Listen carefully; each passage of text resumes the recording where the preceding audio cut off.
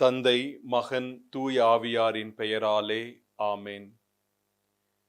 இயேசுவில் பிரியமான சகோதரிகளே, அசிசி பிரான்சிஸ்க்கு சொந்தமான சகோதரிகளே, இந்த ஒரு நாளில் நான் உங்களை ஜெப வாழ்வு என்னும் கருத்தை பற்றி தியானிக்க அன்போடு அழைக்கின்றேன்.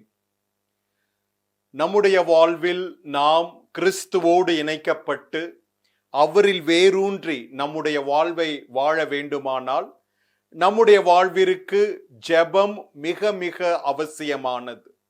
எனவே இந்த ஒரு நாளில் இந்த கருத்து பகிர்வு வழியாக உங்களுடைய ஜெப வாழ்வை சுய ஆய்வுக்கு உட்படுத்த நான் உங்களை அன்போடு அழைக்கின்றேன்.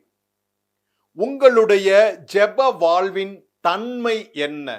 The quality of your prayer life. உங்களுடைய ஜெப வாழ்வின் பலன் என்ன?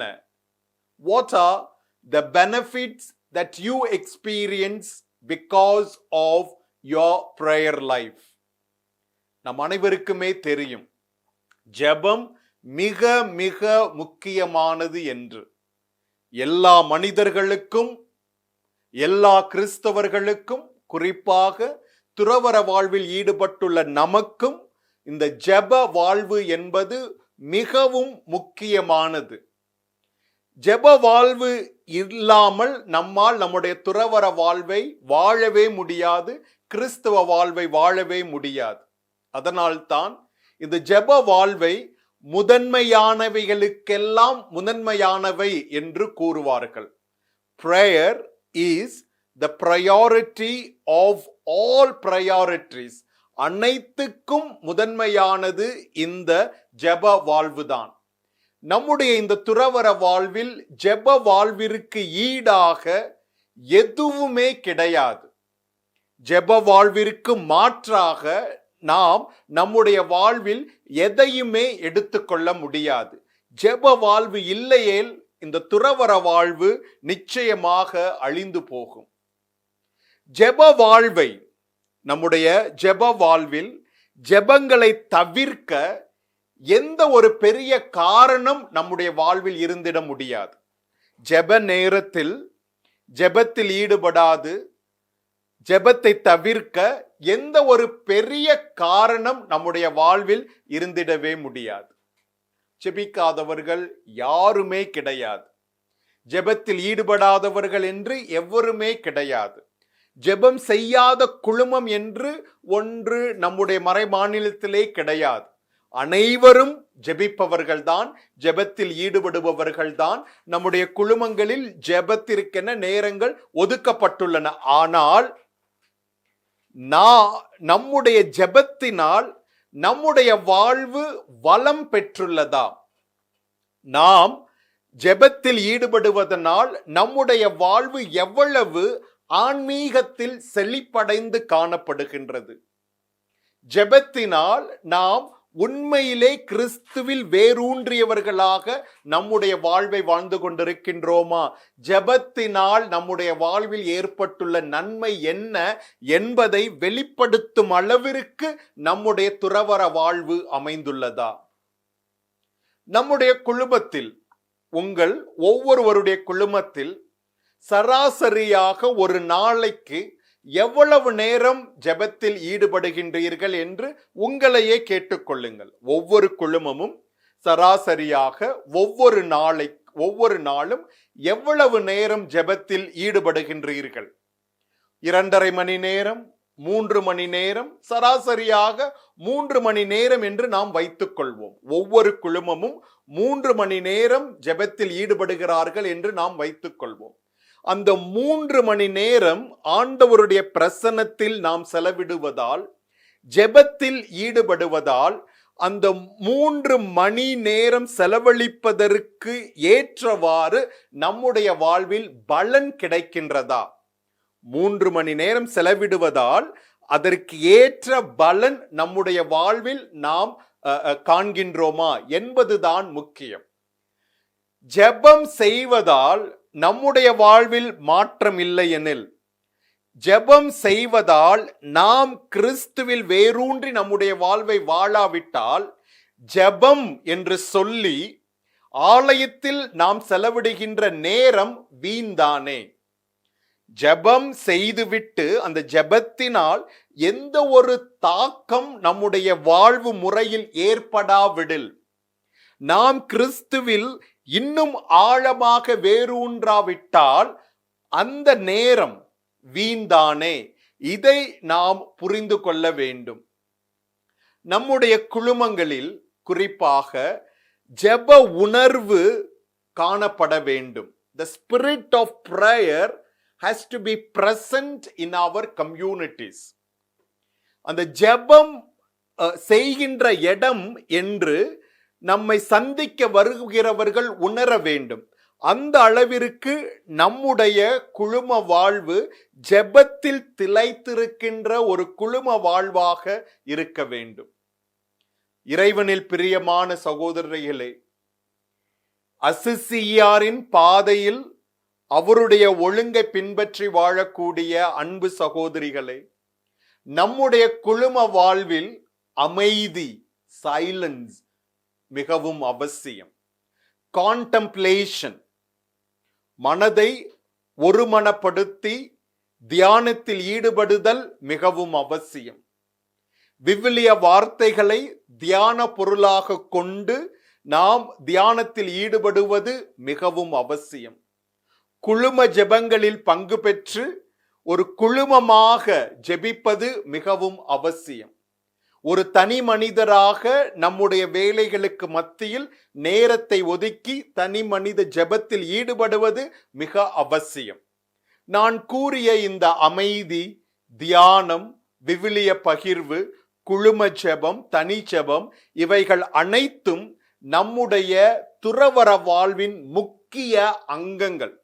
இவைகள்தான் நம்மை துறவிகளாகவே வாழ செய்கின்றது, துறவிகளாகவே மாற்றுகின்றது. நாம் ஜெபத்தில் எப்படி நம்முடைய நேரத்தை செலவழித்து இறை பிரசன்னத்தினால் தாக்கத்தை பெறுகின்றோமோ அதை பொருட்டுத்தான் நம்முடைய மறைபணி இருக்கும். நம்முடைய மறைபணிக்கு உந்துதலாக இருக்க வேண்டியது நம்முடைய குழும ஜெபம், தனி ஜெபம், விவிலிய பகிர்வு, தியானம். இவைகள் எதுவும் இல்லாமல் மறைபணியில் ஈடுபடுகிறேன் என்று வேலையை முன்னிறுத்தி ஜெபத்தை இரண்டாம் இடத்துக்கு தள்ளிவிட்டு நாம் பணி செய்தோமானால் அது வெறும் வேலை. அதில் எந்த ஒரு மறைபணி கிடையாது. அதை உண்மையிலே நம்மால் மிஷன் என்று அழைக்க முடியுமா? ஜெபத்தின் உந்துதலால், ஜெபத்தில் ஈடுபடுவதால் நாம் ஒரு பணியை மேற்கொள்கின்றோம் என்றால் அந்த பணி மறைபணியாகும். அந்த ஒரு பணியை நாம் நிச்சயமாக மிஷன் என்று நம்மால் அழைக்க முடியும். நம்முடைய குழுமங்கள் வெறும் குழுமங்கள் என்று சொல்ல முடியாது. மாறாக they are supposed to be contemplative communities. தியானத்தில் ஈடுபடுகின்ற குழுமங்கள், அமைதி நிறைந்த குழுமங்கள், ஜெபிக்கின்ற குழுமங்கள் என்று அழைக்கப்பட வேண்டும். ஜெபிக்கின்ற குழுமங்களாக நாம் நம்முடைய குழுமங்களை அமைக்க நாம் அழைக்கப்படுகின்றோம். தூய அசிசி பிரான்சிஸ் ஜெபத்தில் முழுமையாக தன்னை அர்ப்பணித்து நேரம் இடம் பாராது ஜெபத்தில் ஈடுபடுபவர்.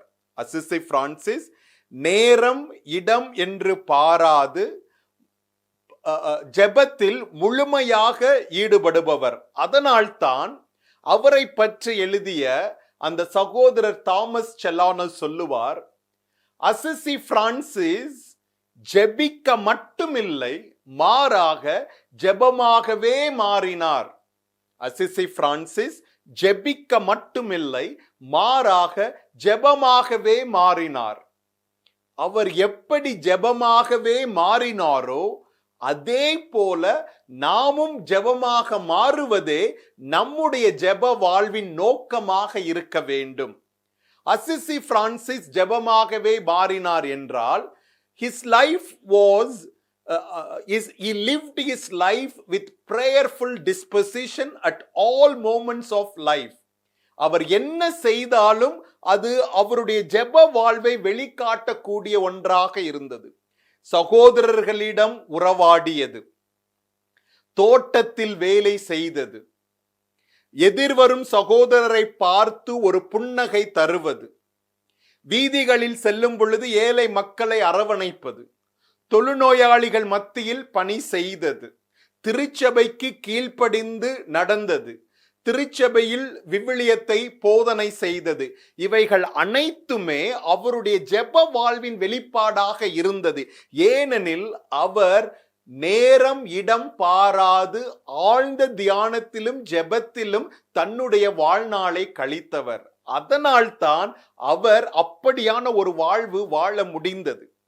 நம்முடைய இந்த துறவற வாழ்வில் நாம் சந்திக்கின்ற ஒரு பெரிய பிரச்சனை என்னவென்றால், நாம் வேலை செய்ய வேண்டும், பணி செய்ய வேண்டும், நாம் ஒரு அந்த வெற்றியை அடைய வேண்டும், அந்த இலக்கை அடைய வேண்டும் என்று உலகத்தை போல வெற்றிகளையும் உலக லட்சியங்களையும் நோக்கி ஓடிக்கொண்டிருக்கின்றோமே தவிர ஜெபத்தில் ஈடுபடுவதை மறந்து விடுகின்றோம்.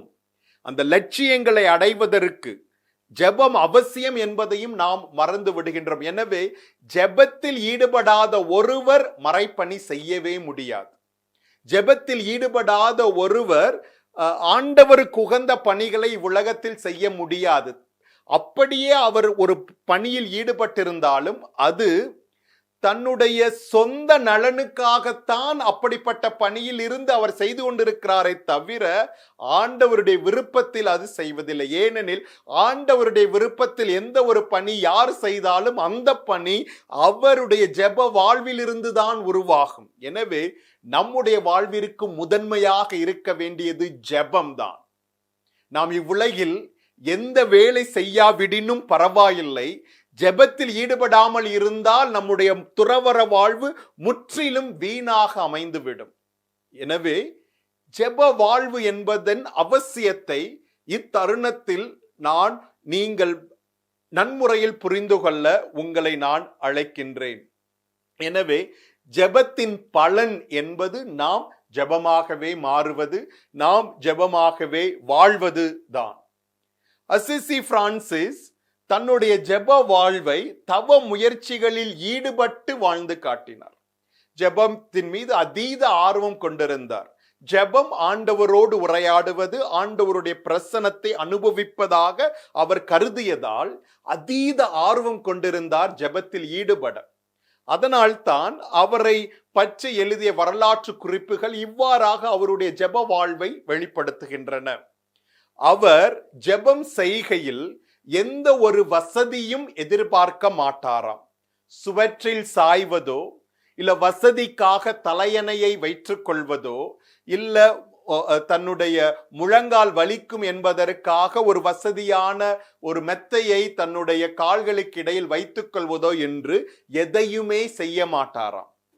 ஜெபத்தில் ஈடுபடுவதே ஒரு தவ முயற்சி என்று அவர் ஆண்டவரை அனுபவிக்க வேண்டும் என்பதற்காக தன்னுடைய வாழ்வை அவ்வாறாக வாழ்ந்தவர். அவர் எப்பேற்பட்ட பயணத்தை மேற்கொண்டிருந்தாலும் ஜெபத்திற்கான நேரம் வரும் பொழுது அந்த பயணத்தை அப்படியே நிறுத்திவிட்டு ஜெபத்தில் ஈடுபடுவாராம். ஆக அவர் ஜெபத்தை தவிர்ப்பதற்கு காரணங்கள் இருந்தாலும் அவர் அந்த காரணங்களை எல்லாம் பெரிதாக ஒரு பொருட்டாக கருதாது ஜெபத்திற்கான நேரம் என்றால் ஜெபத்தில் ஈடுபட்டவர் அசிசி பிரான்சிஸ். உடல் நோயால் அவர் கஷ்டப்பட்டிருந்தாலும் வாழ்வில் பல பிரச்சனைகளை அவர் எதிர்கொண்டிருந்தவராக இருந்தாலும் ஜெபத்தை அவர் ஒரு பொழுதும் தவிர்க்கவில்லை. அசிசி பிரான்சிஸ் சொல்லுவார், இந்த உடல் நலனுக்காக நாம் உணவருந்துகின்றோம். இந்த உடலில் உறுதி தெம்பு இருக்க வேண்டும் என்பதற்காக நாம் உணவருந்துகின்றோம். அப்படியானால் இந்த ஆன்ம நலனுக்கு தேவையான உணவான அந்த ஜெபத்தில் ஈடுபட நாம் எவ்வளவு ஆர்வமும் ஆவலும் கொண்டிருக்க வேண்டும் என்று அசிசி பிரான்சிஸ் கூறுகின்றார். இந்த வரலாற்று குறிப்புகளிலிருந்து நாம் தெரிந்து கொள்வது என்னவென்றால், அசிசி பிரான்சிஸ் ஜெபத்திற்கு முதலிடம் கொடுத்து தன்னுடைய வாழ்வை வாழ்ந்தவர். அசிசி பிரான்சிஸ் தன்னுடைய வாழ்வில் ஜெபத்திற்கு முதலிடம் கொடுத்து வாழ்ந்தவர். அவருடைய பிள்ளைகளாகிய நாமும் அவ்வாறே வாழ அழைக்கப்படுகின்றோம். அசிசி பிரான்சிஸின் தவ முயற்சிகளை பற்றி நான் சொன்னேன். ஜெபத்தில் ஈடுபட வேண்டும் என்பதற்காக தன்னுடைய மனதை ஒருமனப்படுத்தி ஆழ் தியானத்தில் ஈடுபட வேண்டும் என்பதற்காகவே அசிசி பிரான்சிஸ் உபவாசம் இருப்பார். உபவாசம், விரதம் இருப்பார். ஒரு வருடத்திற்கு அவர் 5 முறை 40 நாட்கள், அதற்கும் அதிகமான நாட்களில் அவர் உபவாசம் இருந்திருக்கிறார். 5 முறை ஒரே வருடம், 40 நாட்கள், ஏறத்தாழ 200 நாட்களுக்கு மேலாக ஒரு வருடத்தில் அவர் உணவருந்தாமல் ஜெபத்தில் ஈடுபட்டவர். அந்த 5 உபவாச நேரங்கள் என்னவென்றால், June 29 the feast of Saints Peter and Paul, அதில் தொடங்கி மரியாளின் விண்ணேற்பு விழாவான ஆகஸ்ட் 15ஆம் தேதி. இரண்டாவது உபவாசம் ஆகஸ்ட் 15ஆம் தேதி மரியாளின் விண்ணேற்பு விழாவில் தொடங்கி செப்டம்பர் மாதம் 29ஆம் தேதி நாம் கொண்டாடும் அதிதூதர் மிக்கேல் திருவிழா, அதுவரைக்கும் அவர் உபவாசம் இருப்பார். அதற்கு அடுத்து அவர் உபவாசம் இருந்த நேரம் ஆண்டவருடைய திருக்காட்சி எபிஃபனியிலிருந்து 40 நாட்கள், திருவருகை காலம் 40 நாட்கள், தவக்காலம் 40 நாட்கள் என 5 முறை அவர் உபவாசத்தில் ஈடுபடுவார். 40 நாட்கள் ஒரே வருடத்தில். அசிசி பிரான்சிஸின் அந்த ஜெப வாழ்வை எண்ணி பாருங்கள். ஒரு மனிதர் ஆண்டவருடைய பிரசன்னத்தை அனுபவித்து அவரோடு உறவாடி அவரை உணர வேண்டும், உடலில் உள்ள எல்லா அங்கங்களிலும் ஆண்டவரை உணர வேண்டும் என்பதற்காக அவர் மேற்கொள்ளும் அந்த தவ முயற்சிகளை எண்ணி பாருங்கள். அசிசி பிரான்சிஸ் அவர் வாழ்ந்த அந்த காலத்திற்கு உட்பட்டவர், அதில் எந்த கருத்தும் கிடையாது. அந்த காலத்தில் தவ முயற்சிகள் எப்படி திருச்சபையில் இருந்ததோ அந்த தவ முயற்சிகளில் எல்லாம் ஈடுபட்டார். அசிசி பிரான்சிஸை போல நீங்களும் நானும் தவ முயற்சிகளில் ஈடுபட வேண்டும் என்று நான் கட்டாயப்படுத்தவில்லை. மாறாக அசிசி பிரான்சிஸ்க்கு இருந்த அந்த ஆர்வம், ஜெபம் செய்ய வேண்டும் என்ற ஆர்வம், ஆழ் தியானத்தில் ஈடுபட வேண்டும் என்ற ஆர்வம் நம்மை ஆட்கொள்கிறதா? அதுதான் முக்கியம். அசிசி பிரான்சிஸை போல வாழ வேண்டிய அவசியம், அசிசி பிரான்சிஸாகவே மாற வேண்டும் என்று நான் சொல்வது கிடையாது. நம்முடைய காலகட்டத்தில் நாம் எந்த அளவிற்கு ஜெப வாழ்வை நேசித்து ஜெபத்திற்கான நேரத்தை முறையாக நன்மை பயக்கும் அளவுக்கு நாம் செலவிடுகின்றோம் என்பதை நாம் உண்மையிலே சுய ஆய்வு செய்ய வேண்டும். அசிசி பிரான்சிஸிடம் ஒரு அந்தோனியார் ஒரு கடிதம் எழுதுகிறார். உங்களுக்கெல்லாம் தெரியும், அசிசி பிரான்சிஸ் வாழ்ந்த சமயத்திலே அந்தோனியார் ஒரு அகஸ்தினார் சபையில் இருந்தாலும் மறைசாட்சிகளாக மரித்த பிரான்சிஸ்கன் சகோதரர்களுடைய உடல் எடுத்து வரும் பொழுது அவர்களால் ஈர்க்கப்பட்டு அந்தோனியார் அவருடைய சபையிலிருந்து விலகி பிரான்சிஸ்கன் சபையில் இணைகின்றார். அப்பொழுது அந்தோனியார் மிகவும் கற்று தேர்ந்தவர், ஒரு இறையியல் வல்லுனர். அவர் இளம் சகோதரர்களுக்கு இறையியலை சொல்லிக் கொடுக்கலாமா என்று அசிசி பிரான்சிஸிடம் கேள்வி கேட்கின்றார், அனுமதி கேட்கின்றார். அசிசி பிரான்சிஸ் அவருக்கு எழுதிய பதில் என்ன என்றால், ஜெபத்திற்கு, அதாவது இறையியலை நீ சொல்லித்தரலாம், ஆனால் நீ சொல்லி தருவதும் அவர்கள் கற்பதும் ஜெபத்திற்கு இடையூறாக இருந்துவிடக் கூடாது. நீ கற்றுக் கொடுப்பதும் சகோதரர்கள் உன்னிடமிருந்து கற்றுக்கொள்வதும் ஜெபத்திற்கு இடையூறாக இருந்துவிடக் கூடாது. அவர் என்ன சொல்கின்றார் என்றால், ஜெபம் என்னும் தீபம் நீ கற்றுக் கொடுக்கின்ற இறையியலால் அணைந்து போய்விடக் கூடாது. Do not extinguish the spirit of prayer and devotion while teaching theology. அதுதான் அசிசி பிரான்சிஸ் அந்தோனியாருக்கு எழுதிய கடிதம். நம்முடைய வாழ்வில் நாம் ஜெபத்திற்கு இடையூறாக பல நிகழ்வுகளை உட்படுத்துகின்றோம், பல காரியங்களை கொண்டு வருகின்றோம், வேலைகளை கொண்டு வருகின்றோம். அந்த வேலைகள் எல்லாம் ஒரு நியாயமான வேலைகளாகவே இருக்கலாம், அவசியமான தேவையான வேலைகளாகவே இருக்கலாம். இருந்தாலும் ஜெபம் என்று சொல்லும் பொழுது அந்த ஜெபத்திற்கு இடையூறாக எந்த ஒரு வேலையாவது இருந்துவிட முடியுமா என்று நான் என்னுடைய வாழ்வில் சுய ஆய்வை மேற்கொள்ள இந்த ஒரு நாள் வழியாக நான் அழைக்கப்படுகின்றேன். நம்முடைய இந்த துறவற வாழ்வில் அதிக பொறுப்புகளை நாம் ஏற்றுக்கொள்வதால், அதிக பணிச்சுமை நமக்கு இருப்பதால், நம்முடைய வாழ்வு, ஜெப வாழ்வு, துறவற வாழ்வு முறைப்படுத்தப்படாத ஒரு வாழ்வாக இருப்பதால் ஜெபத்தை நாம் ஒரு முதன்மையான, அவசியமான, ஒரு தேவையான வாழ்வு முறையாக ஏற்றுக்கொள்ள ஒரு சில நேரங்களில் மறுத்து விடுகின்றோம். நம்முடைய ஜெபங்கள் ஒரு சில நேரங்களில் கட்டாயத்தின் வெளிப்பாடாகத்தான் இருந்து விடுகிறது. வருத்தத்துடன் நாம் ஏற்றுக்கொள்ள வேண்டிய விஷயம்.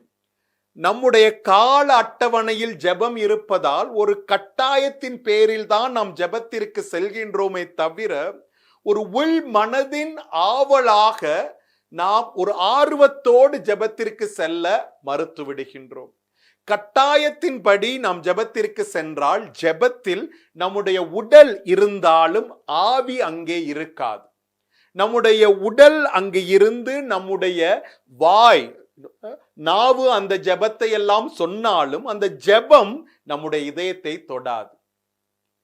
கடைசியாக எந்த ஒரு ஜெப வேளையில் நீங்கள் திருப்புகழ் மாலையை ஜெபிக்கும் பொழுது வார்த்தைகளால் ஈர்க்கப்பட்டீர்கள், ஜெபம் செய்யும் பொழுது அந்த வார்த்தைகள் உங்களுடைய ஜெபமாகவே எப்பொழுது மாறியது? கட்டாயத்தின் பேரில் நாம் ஜெபத்தில் ஈடுபட்டால் ஜெபத்தை சொல்லுவோமே தவிர ஜெபிக்க மறந்து விடுவோம். உள்மனத ஆர்வத்தோடு நாம் ஜெபத்தில் ஈடுபட்டால் நாம் வாசிக்கின்ற வார்த்தைகள் யாரோ எவரோ எழுதிய வார்த்தைகளாக இல்லாமல் நம்முடைய வாழ்வில் கலந்த நம்முடைய சொந்த வார்த்தைகளாக மாறிவிடும். கட்டாயத்தின் பேரில் ஜெபத்தில் ஈடுபடுகின்றோமா, இல்ல உள் மனது ஆசை ஆர்வத்தின் வெளிப்பாடாக நாம் ஜெபத்தில் கவனத்தோடு ஈடுபடுகின்றோமா? அனைவரும் சொல்கின்ற ஒரு பெரிய காரணம், ஒரு பாவமாக சொல்லுகின்றது, எனக்கு ஜெபத்தில் முழு கவனம் செலுத்த முடியவில்லை, என் கவனம் சிதறி போகிறது என்பதுதான். உள்மனது ஆர்வம் இருந்தால், ஆவலோடு இருந்தால், சொல்லுகின்ற வார்த்தையை அர்த்தத்தோடு உள்வாங்கி நாம் சொல்லோமானால் நம்முடைய கவனம் உண்மையிலே சிதறி போகுமா? நாம் தான் கவன சிதறலை நம்முடைய வாழ்வில் வரவேற்கின்றோம். ஏனெனில் நாம் அங்கே ஆர்வத்தோடும் ஆசையோடும் உள்ளார்ந்த அர்த்தத்தோடும் ஜெபத்தை ஜெபிப்பதில்லையே. கட்டாயத்தின் பேரில் ஜெபத்தில் ஈடுபடுகின்றீர்களா, இல்ல உள்மனது ஆர்வத்தோடு நீங்கள் ஜெபத்தில் ஈடுபடுகின்றீர்களா? ஒரு சில நேரங்களில் வருத்தத்தோடு நாம் ஏற்றுக்கொள்ள வேண்டிய இன்னொரு விஷயம், ஜெபம் ஒரு சடங்காகத்தான் மாறிவிடுகிறதே தவிர ஒரு அனுபவமாக, ஒரு இதய பூர்வ நிகழ்வாக இருந்திட ஏதுவான சூழ்நிலையை நாம் உருவாக்குவதில்லை. ஜெபம் ஒரு சில நேரங்களில் வெறும் சடங்காகவே இருந்து விடுகிறது. ஒரு அனுபவமாக, இதயபூர்வமான நிகழ்வாக அது இருந்து விடுவதில்லை. அதுவும் வருத்தத்துக்குரிய ஒரு காரியம்தான். நம்முடைய ஜெப வாழ்வில் படைப்பாற்றலை நாம் வெளிப்படுத்தப்பட வேண்டும். செய்த காரியத்தையே திரும்ப திரும்ப செய்தும் பொழுது நம்முடைய வாழ்வில் ஒரு சலிப்பு ஏற்பட்டுவிடும். பெரும்பாலானோர் ஜெப வாழ்வில் கவனத்தை சிதறிவிட காரணமாக இருப்பது அந்த சலிப்பு தன்மைதான். சொன்னதையே நாம திருப்பி செய்து சொல்லிக் கொண்டிருக்கின்றோம் என்ற ஒரு சலிப்பு தன்மை. ஆக ஜெபத்திற்கு வழிகாட்டியாக இருக்கக்கூடிய சகோதரிகள் படைப்பாற்றலை வெளிப்படுத்தி குழுமத்தில் இருக்கின்ற சகோதரிகளை ஜெபிப்பதற்கு உதவி செய்ய வேண்டும். ஒரு சடங்காக செய்தையே திரும்ப திரும்ப செய்யாமல் ஏதாவது ஒரு புதிய முறையில் நம்முடைய சகோதரிகளை ஜெபிக்க அழைத்து ஒரு புதிய அனுபவத்தை நாம் தர வேண்டும். ஒவ்வொரு ஜெப நிகழ்வும் ஏதாவது ஒரு விதத்தில் ஒரு புதிய அனுபவத்தை நமக்கு தராவிடில் அது சடங்குதான். எந்த ஒரு வார்த்தையும் நாம் சொல்லுகின்ற அந்த நாம் ஜெபிக்கின்ற அந்த திருப்பாடல்கள், கேட்கின்ற இறை வார்த்தைகள், இவைகளால் நாம் எந்த ஒரு விதத்திலும் ஒரு சிறிய அளவுக்கு கூட தாக்கம் பெறாவிடில் அந்த ஜெபம் வரும் சடங்கு தானே. ஆக நம்முடைய ஜெப வாழ்வு ஒரு சடங்காக இருக்கின்றதா அல்லது ஒரு அனுபவமாக இருக்கின்றதா? நம்முடைய ஜெப வாழ்வு நம்முடைய ஆன்ம தாகத்தை தீர்க்கும் ஒரு அருமருந்தாக இருக்க வேண்டும். ஜெப வாழ்வு ஒரு ஆன்ம தாகத்தை தீர்க்கும் ஒரு அருமருந்தாக இருக்க வேண்டும். அதற்கு முதலில் தாகம் அவசியம். ஜெபிக்கணும் என்ற தாகம் நமக்கு இருக்கின்றதா? நாம் ஜெபத்திற்கு வரும் பொழுதே ஒரு பெரிய களைப்போடு, சோர்வோடு, சலிப்போடு வந்தோமானால் ஜெபம் ஆரம்பிப்பதற்கு முன்பாகவே நாம் நித்திரையில் மூழ்கி விடுவோம். ஒரு விதமான களைப்போடும், சோர்வோடும், சலிப்போடும் ஆலயத்திற்குள் புகுந்தால் ஜெபம் ஆரம்பிப்பதற்கு முன்பாகவே தூக்கத்தில் நாம் ஆழ்ந்து போய்விடுவோம். தாகம் இருந்தால்தான் அந்த ஆன்ம தாகத்திற்குரிய அருமருந்தை நம்மால் ஜெபத்தில் பெற முடியும். அப்படி அந்த ஆன்ம தாகத்திற்குரிய அருமருந்தை ஜெபத்தில் பெறாவிடில் கிறிஸ்துவில் நம்மால் வேரூன்ற முடியாது. நம்முடைய வாழ்வு, துறவற வாழ்வு ஒரு மேலோட்டமான வாழ்வாகத்தான் இருக்கும். மண் என்ற அடித்தளத்தில் கட்டப்பட்ட ஒரு வீடாகத்தான் இருக்கும். எப்பொழுது வேண்டுமானாலும் ஒரு சிறிய பிரச்சனையில் கூட மொத்த கட்டிடமும் சரிந்து போகும், மொத்த வாழ்வும் அழிந்து போகும். ஆன்ம தாகத்தை தீர்க்கக்கூடிய அருமருந்தாக நம்முடைய ஜெப வாழ்வு நம்முடைய தனிப்பட்ட வாழ்வுக்கு இருந்தால் மட்டுமே கிறிஸ்துவில் வேரூன்றியவர்களாக நாம் நம்முடைய வாழ்வை வாழ முடியும். அன்பு சகோதரிகளே, இந்த ஜெப வாழ்வில் முக்கிய பங்காக இருப்பது நற்கருணை, முக்கிய பங்காக இருப்பது இறை வார்த்தை, ஒப்புரவு, அருட்சாதனம். ஒவ்வொரு நாளும் நாம் நற்கருணையில் பங்கெடுக்கின்றோம். ஒவ்வொரு நாளும் உயிருள்ள தேவன் அந்த திருப்பீடத்தில் எழுந்து வார்த்தையாகவும் உடலாகவும் இரத்தமுமாகவும் நமக்கு வருகிறார். அதை விட ஒரு பெரிய உன்னத நிகழ்வு இவ்வுலகத்தில் எதுவுமே கிடையாது. அப்படிப்பட்ட மாட்சியை கொண்ட அந்த நற்கருணையில் பங்கெடுக்கின்ற நாம் நம்முடைய பங்களிப்பின் தன்மையை ஆய்வு செய்வோம். நம்முடைய பங்களிப்பின் தன்மையை ஆய்வு செய்வோம். அதையும் ஒரு சடங்காக்கி விட்டோம். அதிலும் கூட கட்டாயத்தின் பேரில் நாம் பங்கெடுக்கின்றோம். யார் என்னை பார்க்கின்றார்கள், நான் வராவிடால் என்னை பற்றி பேசுவார்கள், யார் வந்திருக்கின்றார்கள் என்று நாம் இப்படியான ஒரு கட்டாயத்தில் தான் நம்முடைய இப்படி ஒரு கட்டாயத்தில் ஒருவேளை நம்முடைய பங்களிப்பு இருந்து விட்டால் அந்த நற்கருணை கொண்டாட்டம், உயிருள்ள கொண்டாட்டம், விசுவாசத்தின் உச்சத்திற்கு நம்மை அழைத்து செல்லும் அந்த கொண்டாட்டம் ஒரு சடங்காக நாம் மாற்றி அவமரியாதை செய்து விடுவோம். அந்த நற்கருணையை அவமரியாதை செய்து விடுவோம். இறை வார்த்தை பகிர்வு நம்முடைய குழுமத்தில் மிகவும் அவசியம். ஒவ்வொரு குழுமமும் இறை வார்த்தையை மையமாக கொண்டு இறை வார்த்தையை சூழ்ந்து ஒரு குழுமமாக தியானித்து தனி மனிதருக்கும் குழுமத்திற்கும் இறை வார்த்தை சொல்வது என்று நாம் தியானிக்க வேண்டும். இறை வார்த்தை பகிர்வு என்பதும் ஒரு மேலோட்டமான செயலாக இல்லாமல் ஒரு விசுவாச பகிர்வாக நாம் அதை மாற்ற வேண்டும். ஒவ்வொரு குழுமமும் இறை வார்த்தையை தனிப்பட்ட விதத்தில் தியானித்து, குழுமத்தில் தியானித்து, ஆண்டவர் என்னுடைய வாழ்வுக்கு என்ன சொல்கின்றார், நம்முடைய குழும வாழ்விற்கு என்ன சொல்கிறார் என்ற ஒரு பகிர்வு நிச்சயமாக இருக்க வேண்டும். இல்லையேல் நம்முடைய வாழ்வில், அந்த துறவற வாழ்வில், அந்த குழும வாழ்வில் உயிரூட்டமே இருக்காது. அந்த துறவற வாழ்வில், குழும வாழ்வில் வேறாக ஆண்டவர் இயேசு கிறிஸ்து இருக்கவே மாட்டார். விவிலிய பகிர்வு என்பது மிகவும் அவசியம். அதே போலதான் ஒப்புரவு அருட்சாதனமும் கூட. ஒரு சகோதரியினிடம் சொன்னார், நான் அவளை மன்னிக்கவே முடியாது என்று. ஒப்புரவு அருட்சாதனத்தில் அப்படி சொல்லுவதன் அர்த்தம் என்ன தெரியுமா? கடவுளே, உன்னைய விட பெரியவன் நான், உன்னால் என்னை எதுவும் செய்ய முடியாது என்பதுதான். எவராவது ஒருவர் என்னால் மன்னிக்க முடியாது என்று சொன்னார் என்றால் அவர் கடவுளை விட நான் பெரியவன் என்று கடவுளுக்கு மேலாக தன்னை நிலைநிறுத்துகிறார் என்றுதான் அர்த்தம். That is blasphemy, betrayal of God. கடவுளுக்கு நாம் இழைக்கின்ற ஒரு பெரிய துரோகம். ஒப்புரவு அருட்சாதனத்தில் ஈடுபட்டு கடவுளோடு ஒப்புரவாகி நம்முடைய சகோதரர்களோடும் ஒப்புரவாகி நாம் வாழ அழைக்கப்படுகின்றோம். ஜெபத்தில் ஈடுபடுகின்ற நாம் பிறரோடு மனத்தாங்கலில் தொடர முடியாது. அப்படி மனத்தாங்கலோடு தொடர்ந்தால் அந்த ஜெபத்தில் எந்த ஒரு அர்த்தமும் இல்லை. நீ வருகின்றாய் ஆண்டவருக்கு பலி செலுத்த, காணிக்கை நேரத்தில் உன்னுடைய காணிக்கைகளை கொண்டு வருகிறாய். அந்நேரம் உனக்கு தெரிகிறது உன்னுடைய சகோதர சகோதரிகளோடு நீர் நல்ல உறவில் இல்லை என்று. தொடர்ந்து நீ அந்த பலியில் பங்கு பெறக்கூடாது என்றுதான் ஆண்டவர் சொல்லுகிறார். உன்னுடைய காணிக்கைகளை அங்கேயே விட்டுவிடு, போ. உன்னுடைய சகோதரன் சகோதரிகளோடு நல்லுறவை ஏற்படுத்திக் கொள். மன்னிப்பு கேட்டு மன்னி.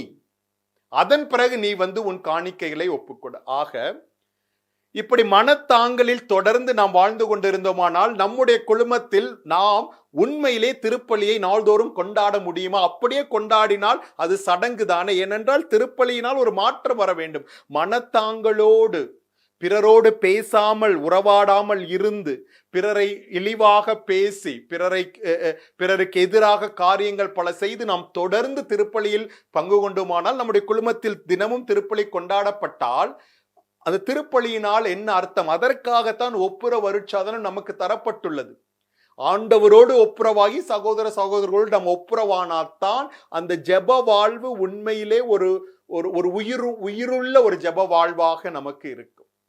எனவே இயேசுவில் பிரியமானவர்களே, இந்த ஒரு நாளில் உங்களுடைய தனிப்பட்ட ஜெப வாழ்வை சுய ஆய்வுக்கு உட்படுத்துங்கள். ஒரு குழுமமாக உங்களுடைய குழும ஜெப வாழ்வின் தன்மையையும் உங்களுடைய குழும ஆய்வுக்கு உட்படுத்துங்கள். எந்த அளவிற்கு நீங்கள் ஜெபிப்பதால் நன்மைகளை உங்களுடைய வாழ்வில் அனுபவிக்கிறீர்கள், உங்களுடைய ஜெப வாழ்வின் பலன் உங்களுடைய வாழ்வு முறையில் வெளிப்படுகின்றதா என்று இந்த வினாக்களை எல்லாம் கேட்டு உங்களுடைய ஜெப வாழ்வை புதுப்பியுங்கள். கிறிஸ்துவில் வேரூன்ற ஜெபம் அவசியம். இந்த ஜெப வாழ்வின் தன்மை அசிசி பிரான்சிஸ்க்கு ஏற்ற அந்த ஜெப வாழ்வு தன்மையில் இராவிடில் நம்மால் கிறிஸ்துவில் வேரூன்ற முடியாது. உங்களுக்கு கிறிஸ்துவில் நீங்கள் கிறிஸ்துவில் வேரூன்றியவர்களாக வாழ வேண்டுமானால் அதற்கு உறுதுணையாக இருப்பது ஜெப வாழ்வுதான். முறைப்படுத்தப்பட்ட ஜெப வாழ்வு, கவனத்தோடு நாம் பங்கு பெறுகின்ற அந்த ஜெப வாழ்வு தான். அதுதான் நம்மை கிறிஸ்துவில் வேரூன்ற செய்யும். எனவே இந்த ஒரு நாளில் நம்முடைய ஜெப வாழ்வை நாம் நன்முறையில் ஆய்வு செய்து ஏதாவது ஒரு விதத்தில் நம்முடைய ஜெப வாழ்வை புதுப்பித்து நாமும் ஜெபமாக மாறுவோம். நம்முடைய குழுமம் ஜெபிக்கும் குழுமமாக மாறட்டும். நம்மை சந்திக்க வருகிறவர்கள், நம்முடைய குழுமத்திற்கும் இல்லத்திற்கும் வருகிறவர்கள் இது ஜெபிக்கும் இடம், ஜெபிக்கும் இல்லம் என்பதை அவர்கள் உணர்ந்து கொள்ளட்டும், அனுபவித்துக் கொள்ளட்டும். மன்றாடுவோமாக. தந்தை, மகன், தூயாவியாரின் பெயராலே ஆமேன். அனைத்தும் வல்ல நித்திய நீதிக்குரிய இரக்கத்தின் கடவுளே, நாங்கள் என்ன செய்ய நீர் விரும்புகிறீர் என்று நாங்கள் அறிந்தவற்றை உமக்காக மட்டும் செய்திடவும், உமக்கு மகிழ்ச்சியூட்டுவதையே விரும்பவும் எம் இழிநிலையில் எமக்கு அருளை தந்தருளும். இவ்வாறு உள்நிலையில் தூய்மை பெற்று அகத்தில் ஒளிர்விக்கப்பட்டு தூய ஆவியானவரின் நெருப்பினால் சுடர்விக்கப்பட்டு அருமை மகனும் எமாண்டவராகிய இயேசு கிறிஸ்துவில் வேரூன்றி அவருடைய அடிச்சுவடுகளை பின்பற்ற ஆற்றல் பெறுவோமாக. மேலும் உமது அருளால் மட்டுமே நாங்கள் உம்மை நோக்கி வழி நடப்போமாக. நிறைவான மூவொருமையும் எளிய தன்மையும் கொண்டு வாழ்ந்து ஆட்சி செய்கின்ற உன்னதரே மகிமை பெறுவீராக. என்றென்றும் அனைத்தும் வல்ல கடவுளே ஆமென். தந்தை, மகன், தூய ஆவியாரின் பெயராலே ஆமென்.